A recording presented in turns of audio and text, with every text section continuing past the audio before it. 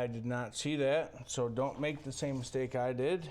What we're gonna have to do is take it back off and do the same thing to the clutch as we just did to the brake. Now that we're done with the air cleaner, the exhaust, the clutch line, and the brake line, we are back with our handlebars. The way that we're gonna wanna do this is, it's kind of tricky. Take your wires, stuff them underneath the inner fairing, and then you wanna start with the left side. Notice how I have the bar at an angle here? That's to get this side in. When you're going over to this side, you're gonna wanna push in to get underneath that plastic, but don't forget about your USB. It's kind of a tricky process, to be honest. You gotta be really careful, take your time. So the other thing you wanna pay attention to is your knurling. What we're gonna do is we're gonna center that knurling between the risers there. That'll make sure that we're on center. If you guys are working with 3/8 sockets, what you're gonna wanna do is get a 1/4 inch ratcheting wrench. It's gonna help you get in there a lot easier. If you have 1/4 inch Allen sockets, it'll work a lot better.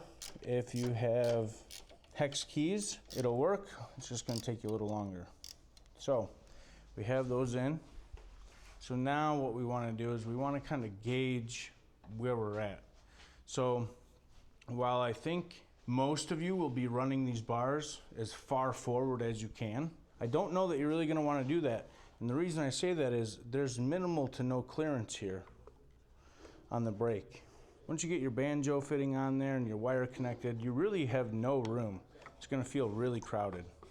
So what I think I'm gonna do is back that down about an inch, about 1 inch from the fairing. That should give us plenty of room to mount everything we need to. So from there, I'm gonna go ahead and put my other 2 clamp bolts in. We'll get that tightened down. So same thing, just like your exhaust, you wanna make sure that you're clamping these top clamps down equally. Reason for that is you don't want it to come loose on you. And that knurling is actually what digs in and gives you the grip to hold the bar in place. So we're good there. So now that we're around the front, we'll get these connected. We'll make sure our ignition is off. Okay. All right, same thing. We just want to make sure our clamp is even. And what we're actually going to do is tilt those down just slightly. So now we're going to reconnect our brake switch. If you peel back that rubber there, that's where the release is. You can still get to the release with the rubber over it, but that's just going to go right here, just like that.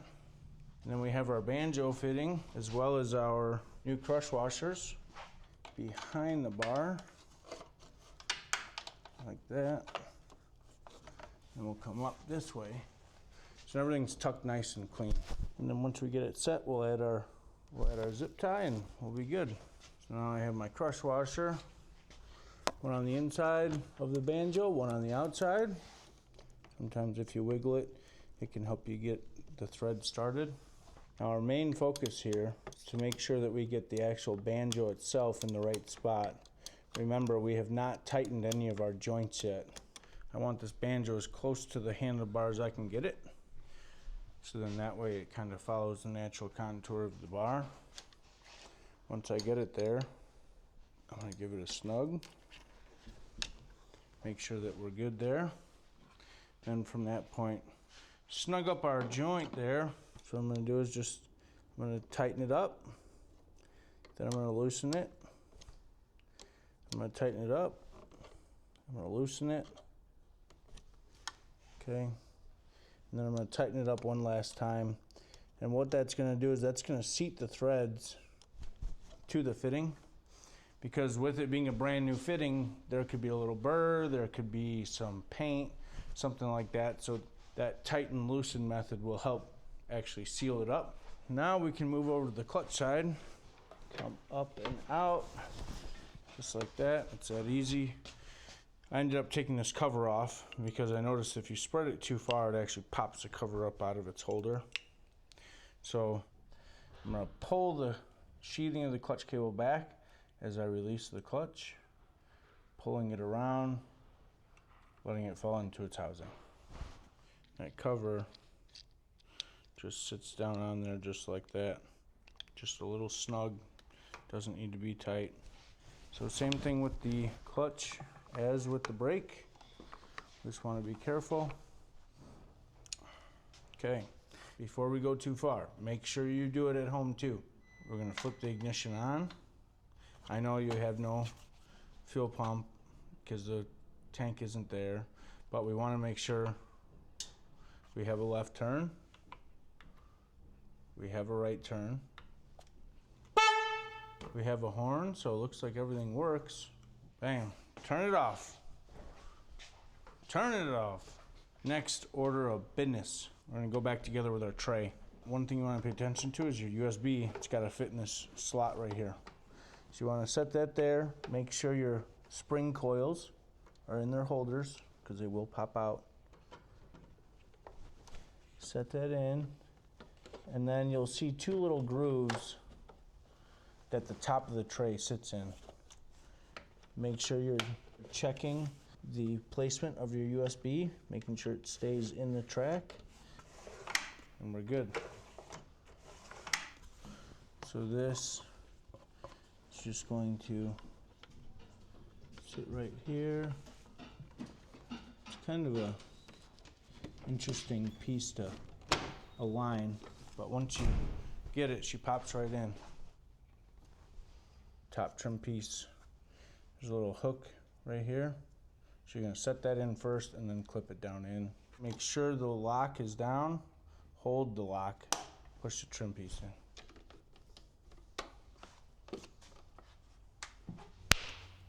Outer fairing time. I'm going to try and hold this plug as she plugs it in.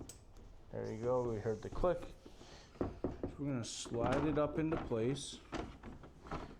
Once I get this bolt started, the fairing will stay on that side. My focus will come over to here. What you want to do is you want to be careful and you want to just gently persuade it in, because this side, as you can see, the fairing is pulling itself in to that clip. Okay. Then come back over to this side. Just gently push that down in. Once you get that, what I would do is I would loosen it back up about 2-3 threads.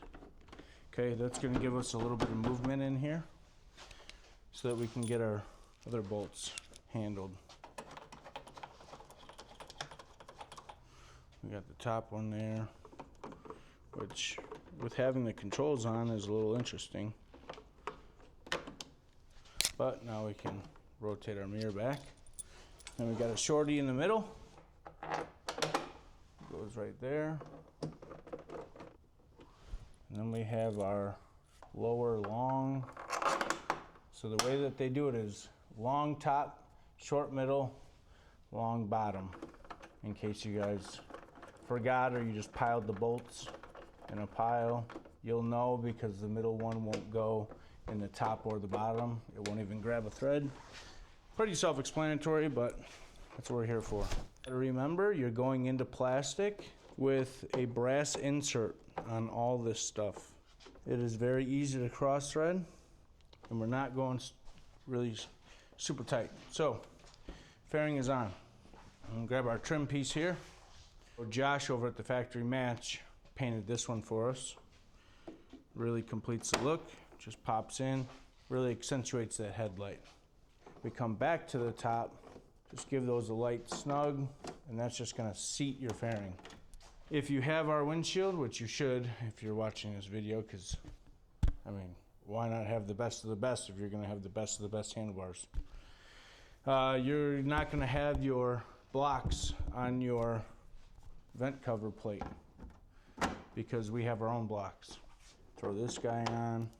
Again, you'll notice I'm starting these by hand.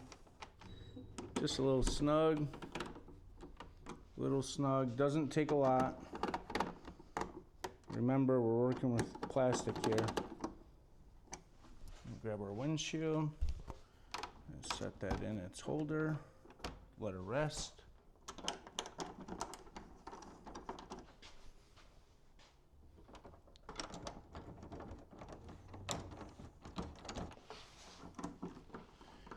What we're gonna do now is jump into the bleeding process. To do that, it's gonna be a little bit of a trick, but we have the help of a vacuum bleeder. Basically what a vacuum bleeder does is it pulls a suction on the brake system and kind of takes the time out of pressure bleeding, if you will. Stick her on there.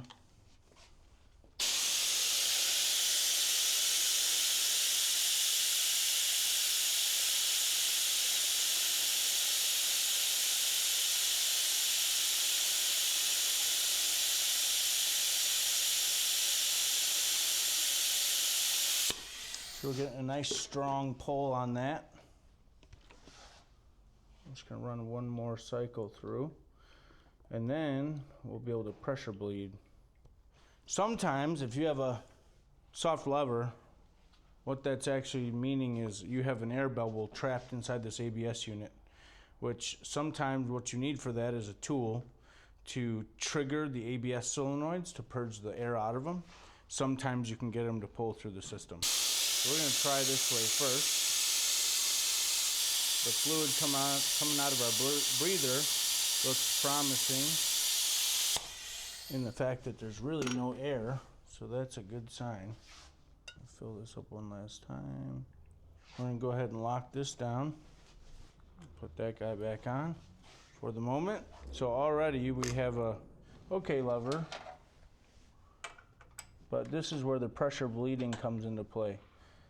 When you're pressure bleeding, you want to get pressure in the system, but then you want to hold it until your line is cracked open, and then hold it until you close it back up. If you don't, you'll actually pull air back into the system, and we don't want that. Just gonna jump over to this side here. I'm gonna ask Danny to help me out here and close it.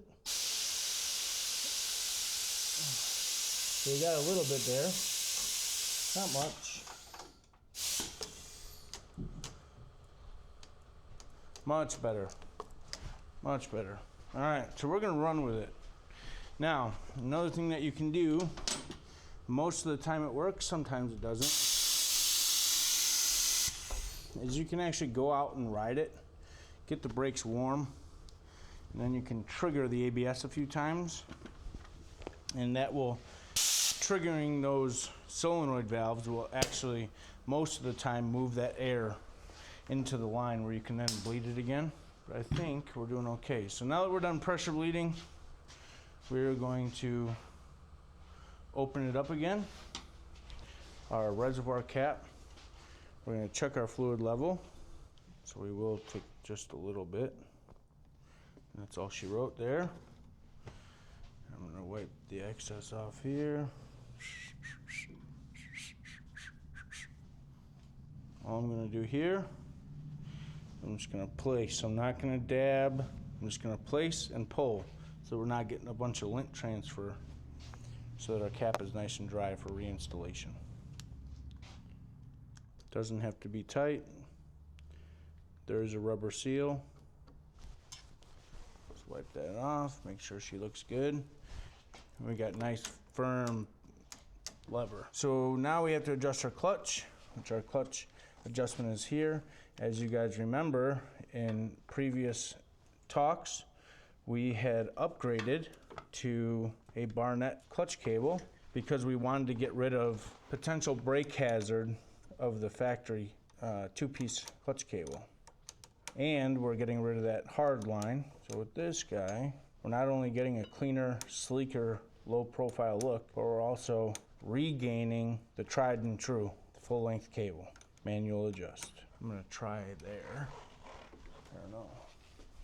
Oh man, that's pretty close. Maybe just a little bit in. Half a turn.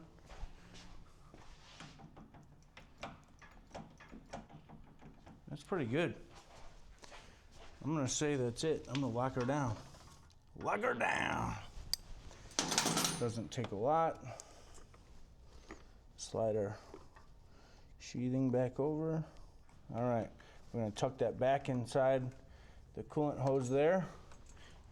Now I would say we can go back together with our tank. We got to set it up there like so. But then while holding it, we got to get this vent line in its clip.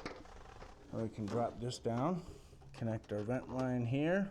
Up front, we have this vent line connection right there. Make sure they're both free. And then for the fuel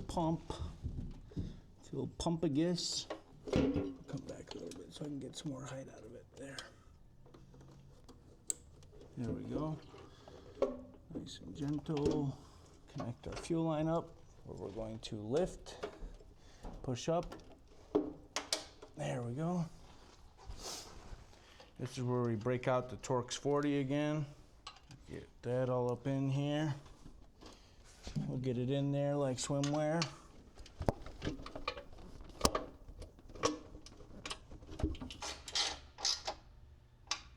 I'm sure you guys are just waiting and itching because y'all are just impatient. And the only thing you really care about is hearing this thing run. So, might as well let it come to life, no? What do you say? What do you think? All right, here goes nothing, Clark.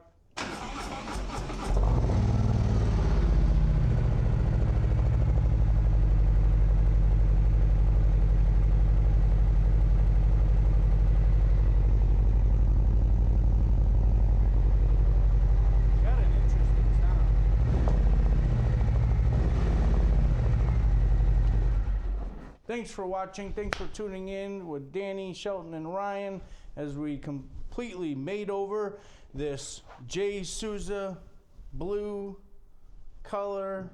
If you know, you know. See you next time.